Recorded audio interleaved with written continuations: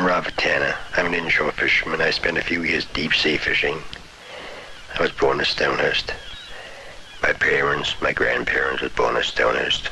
They lived in Stonehurst all their lives. Most of the people at Stonehurst are tanners. There's nothing else in Stonehurst to do except fishing, and that's inshore fishing. Just a poor fisherman. I haven't got all this money to spend, but I'm happy. Very, very happy. I mean, I think Stonehurst is a... My name is Professor William Y. Smith. Like Robert Tanner, I come from the Maritimes. My job is to find ways of making the Atlantic provinces as rich as the rest of Canada.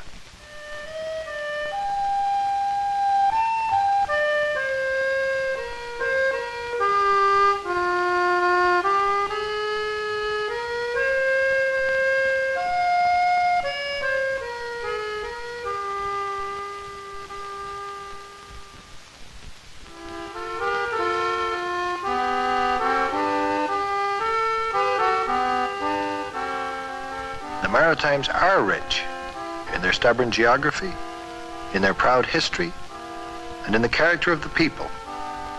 Individualists, we too are stubborn and proud. Much as what I've seen of the Maritimes, well, I think it's real beautiful. This here is nothing like the Maritimes.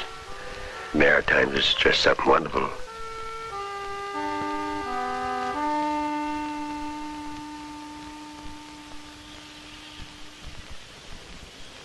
Poverty is nothing to be proud of, yet the poverty is due to our geography and our stubborn pride. Our forefathers, in their time, harvested natural wealth with methods suitable to the time.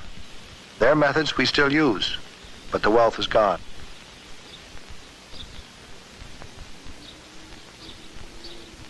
Some Maritimers are not aware that they're poor. Poverty is all they know. Poverty is all they will ever know if they can't be taught the need for change. For the wealth of a country is an educated people, and for Canadians, we are poor.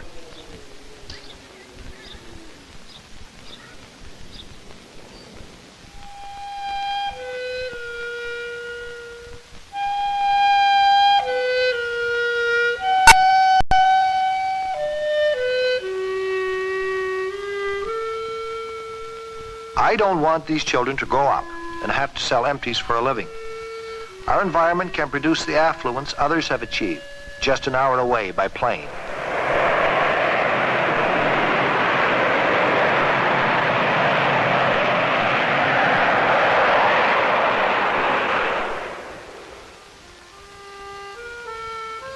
Our coastline has become one of our problems. For Maritimers of 100 years ago, the distance to the next town was less important than nearness to resources. But isolation, in this age of mass communication, is a problem.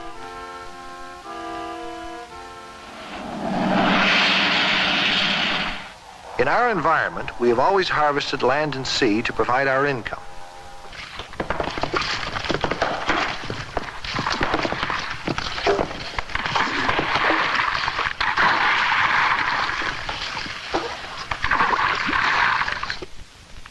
Yet our natural wealth is not as plentiful as elsewhere in Canada, and many of our traditional resources are being exhausted.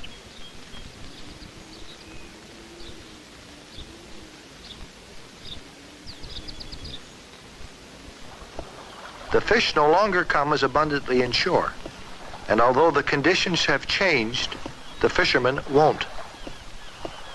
You don't change a fisherman's mind so easy. I mean, if any taste of fishing, well, he'd look a long while before he'd leave. If it's all you've ever known, the opportunities in a village seem good enough. From the time you're able to walk where you're seeing fish, and it seems like it gets into your blood.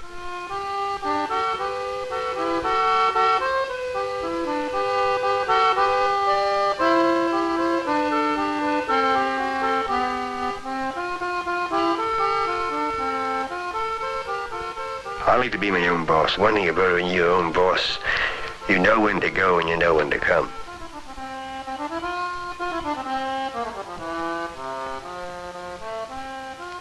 If you've got something and you like it, you don't leave it. You figure, well, keep going to sea as long as I can manage to make a living. And after you can't make a living, well, I guess then you know what's up. You've got to shift and maybe go into the city. But people that lived all their life in Stowners, they wouldn't leave Stowners. I don't think you take them with a gun.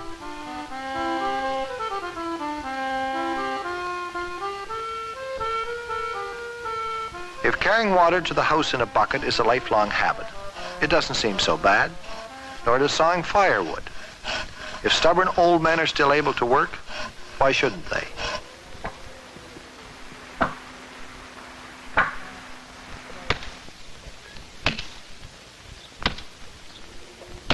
As an economist, I know that old-fashioned methods slow up production. It'll always be fish caught as long as the world stands. I mean, I know somebody has to catch the fish. Fish do have to be caught, but there are better ways. For science and the applications of science have developed an industry too complex for competition from a rowboat. And to match this one haul, a village like Stonehurst would have to send out all its dories for a whole season.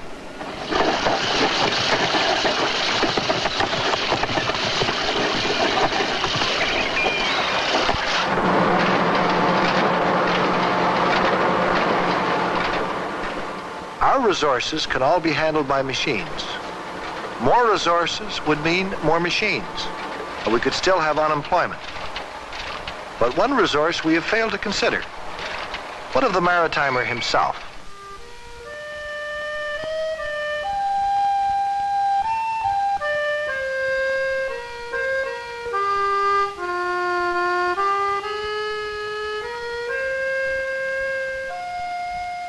Somehow we have to create more jobs.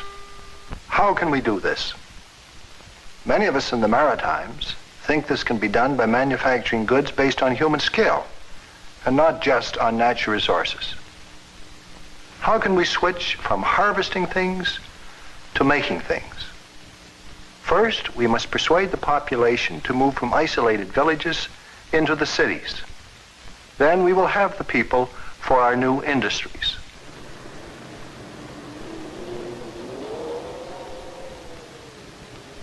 Or the old people take them out of Stowners and put them into a city where I think they'd die like rats. They just they kick right off. Because the change would be so great that they wouldn't be able to take it.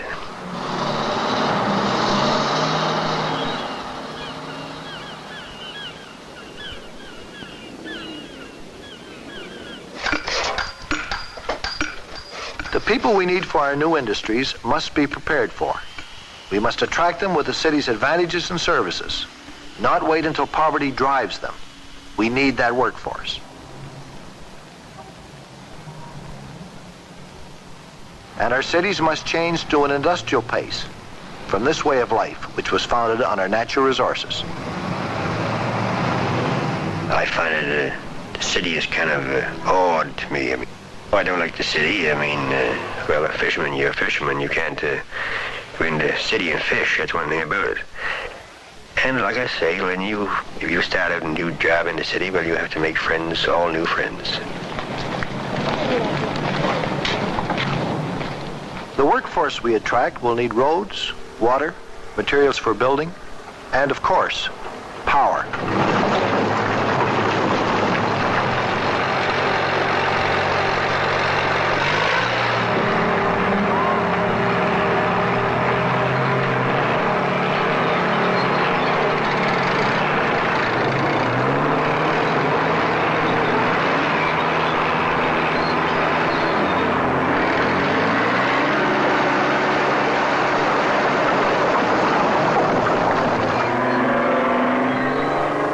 The scope of these projects to get cities moving takes heavy investment.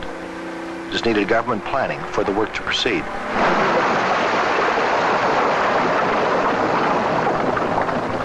But facilities like cheap power cannot bring us new industries unless we have a workforce trained. If you're not highly educated, well, you don't stand much of a chance in the city.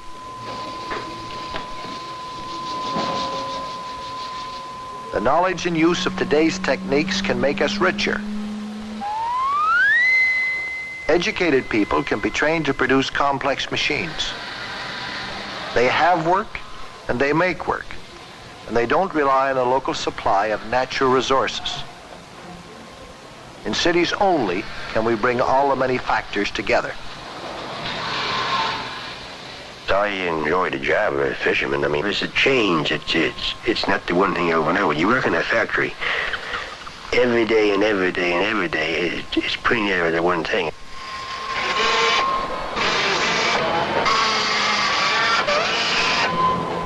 Every day a job to do, whatever the weather.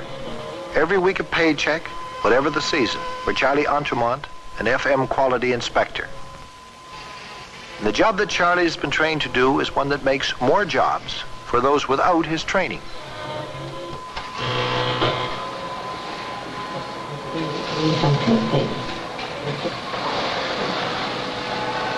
The multiplication of jobs is the major reason for recommending that we put technical skills in place of old crafts. I think the best way of overcoming the disadvantages of our geography is by education and by encouraging the villagers to move into the cities. Oh, no, I wouldn't like to leave Stonehurst. I mean, as far as a place to live, I don't think that I'd pick any place but my own home place where I live now.